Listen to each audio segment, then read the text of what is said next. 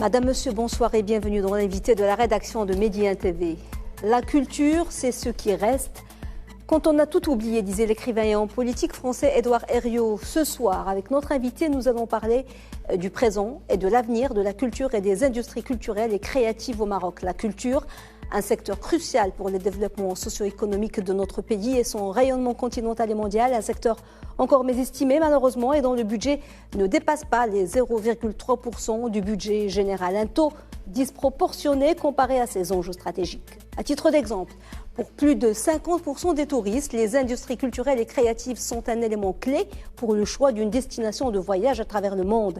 Et un touriste culturel dépense 30% de plus qu'un touriste ordinaire. Comment combler les failles et rattraper les défaillances parfois structurelles de la filière culturelle de notre pays? Comment faire de la culture un véritable levier de développement socio-économique? Qu'en est-il de la gouvernance, du marché, de la professionnalisation, de l'internationalisation et de la numérisation de notre culture et comment faire de ce secteur devenu un véritable enjeu stratégique, un soft power du royaume dans le monde?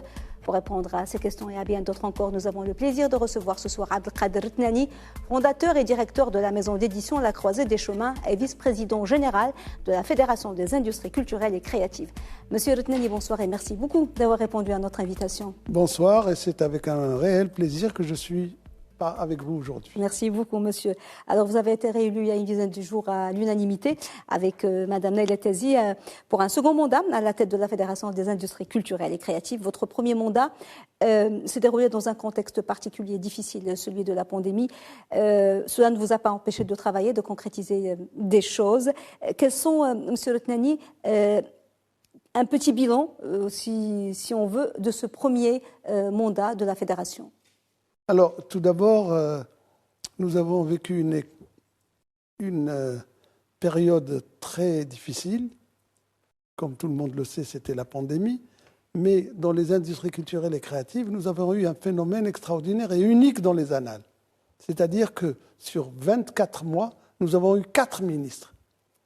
Le secteur a subi donc 4 ministres, chacun avec sa conception, chacun avec sa vision. Nous avons eu le premier qui a été un personnage qui nous a beaucoup soutenus et compris, c'était Mohamed Laraj, avec qui nous avons fait les premières assises des industries culturelles et créatives qui ont réuni plus de 600 personnes. Ça a été une véritable réussite parce qu'il y a eu 21 propositions qui ont été retenues. Ensuite, il y a eu un autre ministre qui est passé, mais qui est passé, on a même du mal à retenir son nom parce qu'il est resté 6 mois rapide, oui. Et qui n'a pas fait grand-chose. Et que moi, j'estime qu'on ne peut, quand on en est... 6 mois, on ne peut ni décliner une stratégie, ni... Oui, mais quand vous avez la confiance de Sa Majesté et que vous prenez les choses en main, il faut y aller. Là, il y avait la pandémie, donc tout le monde s'est arrêté, ce qui était une erreur. Et puis après, nous avons eu un garçon brillant, en la personne de Tman Ferdows, mais nous l'avons eu pendant 20 mois, mais nous n'avons pas réalisé... On a tenu avec lui, donc en tant que Fédération des industries culturelles et créatives, 14 réunions. Et il y avait même des réunions marathon. On est sorti avec rien, malheureusement. Et puis, depuis janvier, on a... Comment ça se passe avec l'actuel ministre? Alors, avec l'actuel ministre, nous, on est pratiquement à notre 8e réunion avec lui. C'est un homme politique qui n'a pas de temps à perdre et nous l'avons constaté, nous l'avons saisi. Il a un mandat de 5 ans, il est en train d'aller très vite, peut-être trop vite, mais nous, ce que nous voulons avec lui, et nous avons des réunions constamment en expliquant que nous avons certaines parties de notre secteur, nous voulons avancer, mais ne pas rester en stand-by. Et je pense que les prémices, et avec toute l'expérience que j'ai, on est assez optimiste pour qu'on aille de l'avant avec ce nouveau ministre. Donc les 3 premières années, le premier mandat, c'était les fondations, les bases de la fédération. Oui, alors les 3 premières années, c'était... Mais n'oublions pas que pendant ces 3 années, il y avait 2 ans, 24 mois de pandémie qu'on a vécu et qui ont vraiment ébranlé. Le secteur a été vraiment anéanti, il était sous l'eau, on a eu beaucoup de licenciements, on a eu beaucoup d'arrêts de travail, on a eu pas de production, même dans différents secteurs. Pas les artistes, pas d'événements, pas de sorties, rien. C'était l'horreur. C'était quand même très difficile. Et Dieu merci, les 2 années sont passées. Il y a une petite reprise. Il y a le ciel qui est ouvert également. et qui fait, moi j'ai été la semaine dernière à Marrakech pour visiter une exposition à Dar Sharifa, ben, j'étais heureux dans la Médina où je voyais mais énormément de touristes. J'ai dit, alhamdoulilah, ça commence. Ça reprend. Ça reprend. Et ça, c'est bon signe. Oui. Alors, nous n'allons pas nous voiler la face. La culture, c'est un peu beaucoup même le parent pauvre des politiques publiques et même privées, parce que même les investisseurs privés, ils ne mettent pas de l'argent dans ce secteur qui pourtant peut être très rentable. Vous avez travaillé et publié récemment en partenariat avec la délégation générale Wallonie-Bruxelles au Maroc une étude intitulée « Quelle transformation pour les industries culturelles et créatives au Maroc ?» Qu'est-ce qui différencie cette étude des précédentes? Il y en a eu des études. Beaucoup. Oui. Sans aucun résultat. Alors que celle-ci, c'est une petite étude qui a été faite par Wallonie-Bruxelles et qui a pris 4 secteurs. 4 secteurs qui font partie intégrante des industries culturelles et créatives. Et le constat qui a été fait, le budget n'était pas énorme, mais c'est une très bonne initiative où nous avons constaté quels sont les tares, quels sont les inconvénients, quelles sont les choses qui ne font pas avancer les choses. Oui. Et je donne un titre d'exemple très simple. Ils ont fait, par exemple, dans certains documents, on nous dit qu'il y a, par exemple, 700 librairies au Maroc. Alors, 700 librairies, c'est pas... Eux, en faisant un travail avec une équipe de chercheurs marocains qui avait à sa tête Driss Sekes, on a trouvé qu'il y avait une 50aine de librairies. Donc, ça, nous l'avons travaillé avec cette équipe. Nous avons fait pendant pratiquement une année un travail en amont. Et ce qu'on a voulu faire aussi, ce n'était pas un document qu'on a sorti, nous avons sorti un livre. C'est-à-dire un livre que nous avons envoyé à tous les gens du gouvernement, à tous les responsables, pour qu'ils puissent, parce que ça, c'est des écrits, les paroles s'envolent, mais les écrits restent. Oui. Et là, c'était très important. Oui. Et je pense que si on veut, avec un peu plus de volonté que d'habitude, on peut trouver des solutions. Mais les solutions, on peut les trouver très rapidement, c'est-à-dire dans les prochains mois qui arrivent. Alors, ce travail, il a apporté un éclairage sur les dimensions, bien sûr, économiques et sociales des ICC et leur importance, mais il a souligné les difficultés. Les principales conclusions, si on veut pointer du doigt 3 ou 4 grandes défaillances, parce que les défaillances, il y avait effectivement la pandémie, mais ce n'est pas conjoncturel. C'est un problème véritablement structurel au Maroc. Moi, je pense que la pandémie, elle avait ses côtés qui n'étaient pas très bons pour la population, pour le pays, pour la vie de tous les jours. Mais il y avait des côtés positifs aussi. Et les côtés positifs, c'est-à-dire nous avons compris où étaient nos problèmes, qu'on pouvait solutionner, pas avec des gros moyens ni des discours. Il fallait les solutionner avec des éléments essentiels qui sont le travail sur le terrain pour qu'on avance. Ça, c'est des choses que nous avons constatées. Et là, nous nous y attelons avec le ministère de la Culture, avec qui nous avons signé une convention dernièrement, juste quelques jours avant Sidna Ramadan. Et nous allons la faire parce qu'on a un suivi avec le ministère de la Culture pour qu'on puisse, aussi bien la fédération que le ministère, pour qu'on puisse établir des états des lieux et l'état d'avancement. Et ça, je pense que c'est une très bonne chose qui n'a jamais été faite jusqu'à maintenant. Il y a aussi un autre élément essentiel. C'est la première fois dans l'histoire de la politique marocaine qu'un chef de gouvernement passe devant les députés de la nation et parle pendant 3 heures de culture. On n'a jamais vu ça.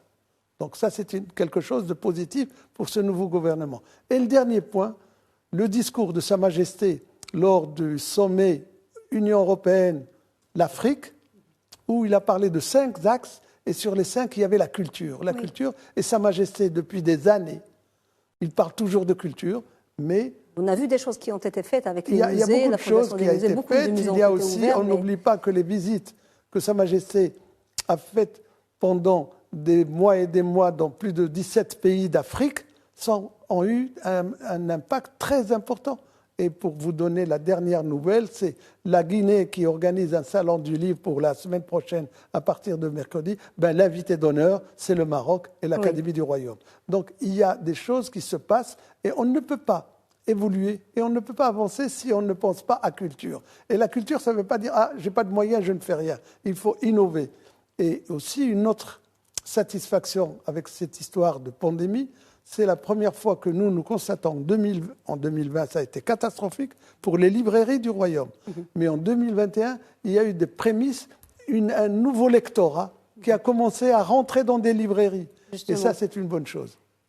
J'allais venir. Vous avez parlé, M. Retnani, tout à l'heure, quand on échangeait, le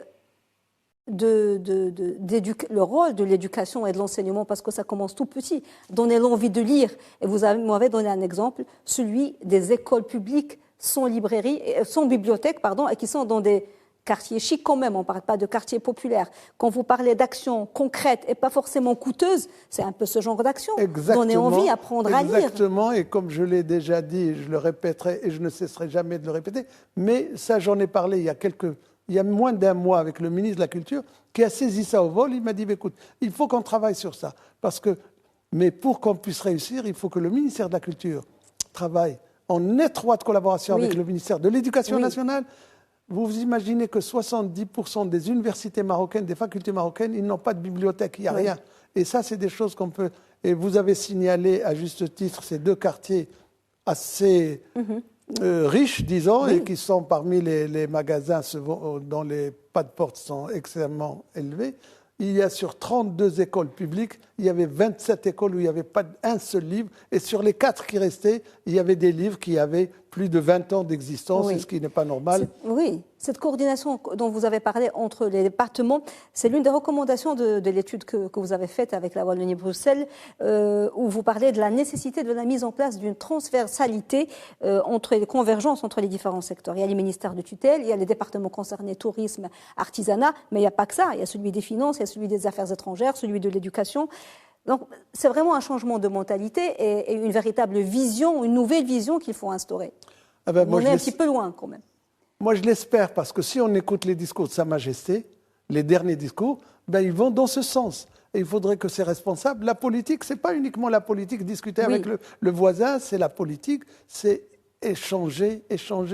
Et je me rappelle d'une phrase extraordinaire de Sa Majesté Hassan II, quand Duhamel lui a posé la question, monsieur, quel est votre problème avec la France? Il lui a dit, je n'ai pas de problème avec, c'est vous qui avez un problème. Parce que moi, je connais votre histoire. Moi, j'ai usé dans les bancs d'école. Je connais votre histoire. Je parle votre langue. Vous ne parlez ni notre langue, ni vous ne connaissez notre histoire. Et tant que vous ne connaissez pas ça, on ne fera pas de bonnes choses ensemble. Et pourquoi? C'est pour ça que je dis que la culture est très importante.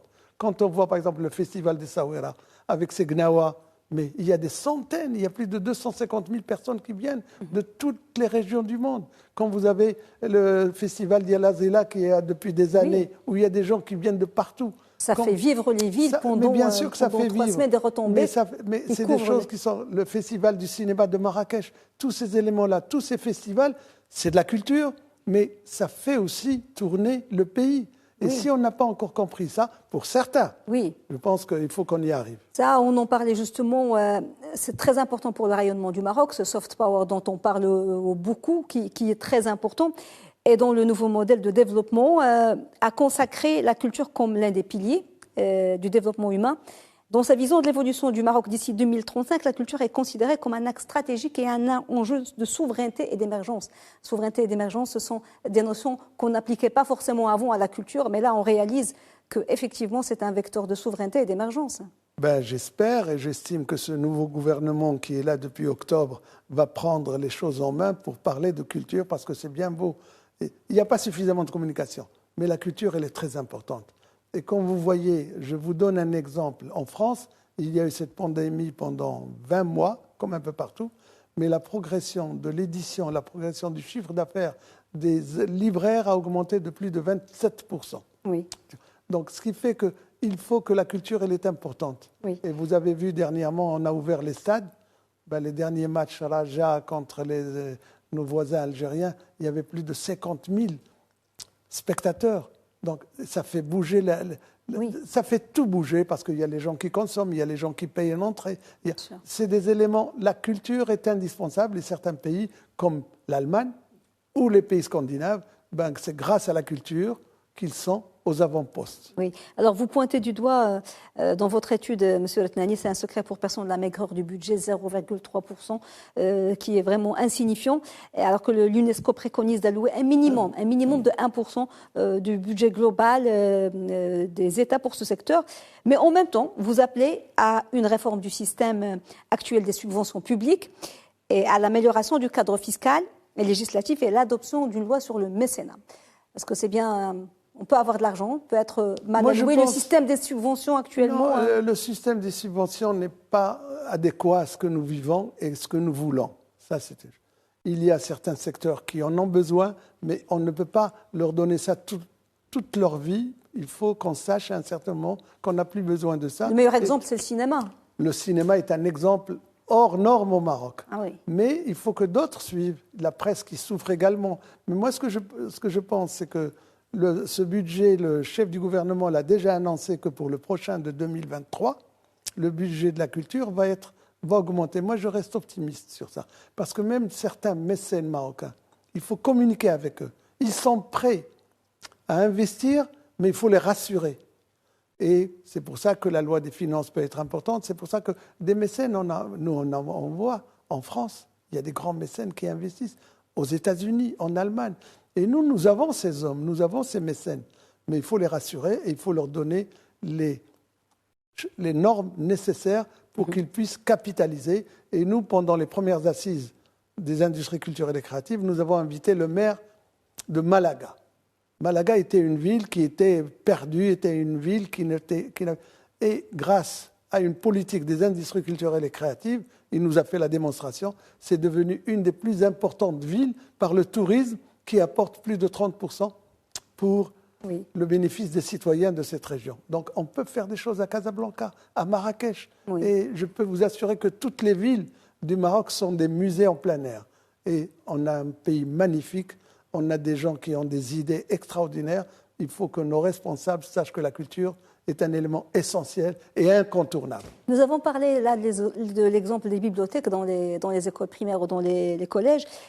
Quelles sont, M. Retnani, à votre avis, les autres actions qu'on peut mettre tout de suite, qui n'ont pas besoin de gros budget, pour aider le secteur de la culture à se relever, parce qu'il a été déjà fragile et il a été encore terrassé par la pandémie, et à se réinventer? Des choses toutes simples qu'on peut mettre, que ce soit pour le théâtre, que ce soit pour le cinéma, que ce soit pour l'édition.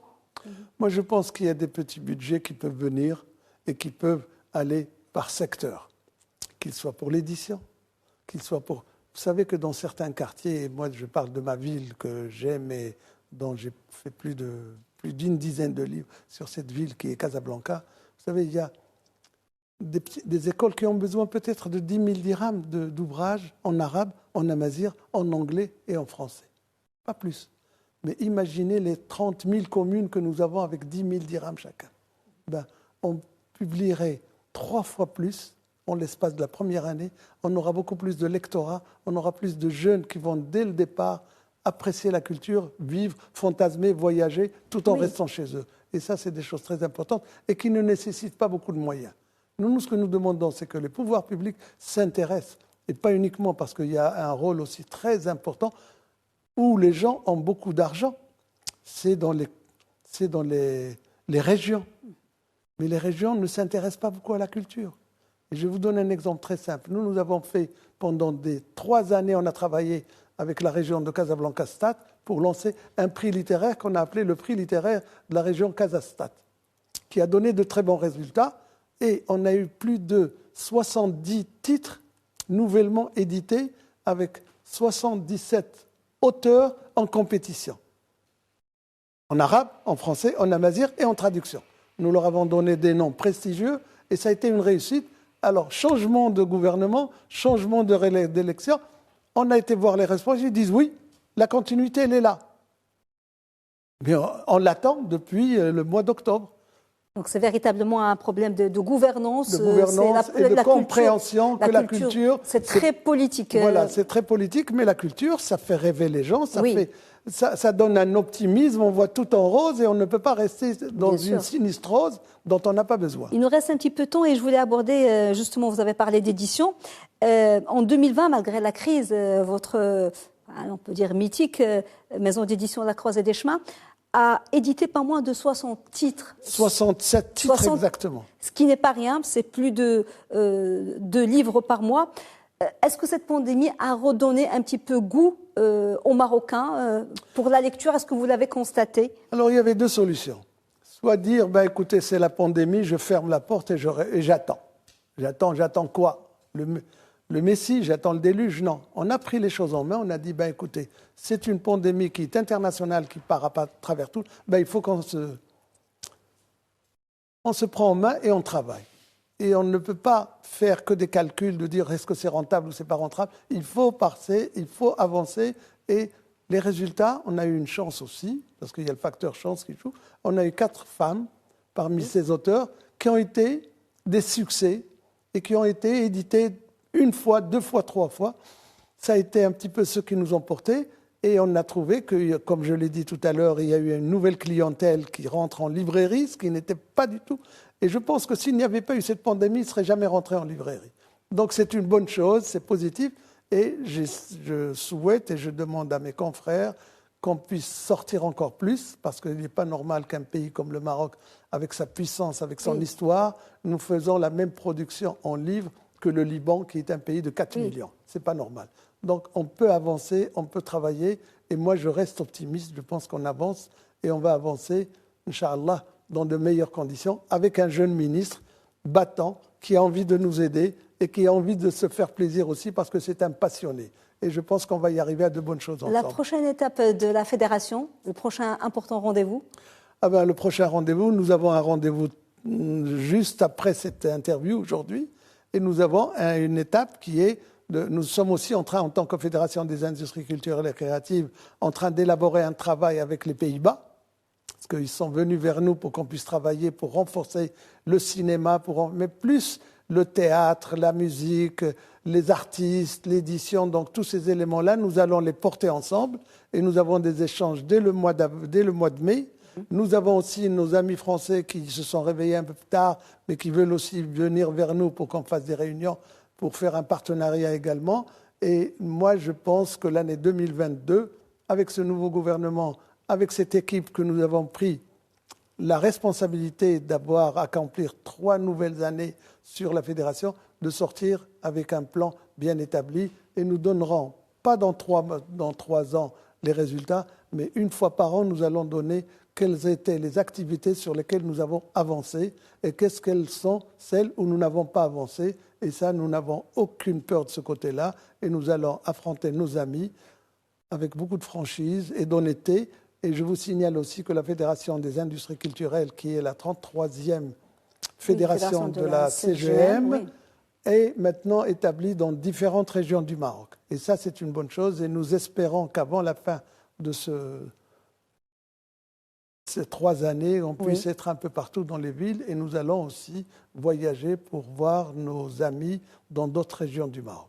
Merci beaucoup, Abdelkader Tnani, d'avoir été avec nous et d'avoir répondu à nos questions. Et je rappelle que vous êtes fondateur et directeur de la maison d'édition La Croisée des Chemins et vice-président général de la Fédération des industries culturelles et créatives. Merci beaucoup, monsieur. Alors, je voudrais juste terminer pour vous dire, il y a un grand salon qui se prépare momentanément à Rabat, plutôt que celui de Casablanca pour des raisons sanitaires que nous connaissons. Mais à partir du 2 juin, il faudrait que nos citoyens, ceux de Rabat et même des autres villes, Kénitra, venir nombreux parce que c'est un salon qui va avoir lieu du 2 au 12 juin et il va faire venir beaucoup d'artistes et d'écrivains de différents pays d'Afrique. Et ça, c'est très important parce que Rabat est la capitale d'Afrique et du monde islamique pour 2022. L'appel est lancé du 2 au 12 juin. Rendez-vous à ne pas manquer à Rabat. Madame, monsieur, merci beaucoup de nous avoir suivis. Merci pour votre fidélité. Bonne suite des programmes sur Média TV. Très belle soirée.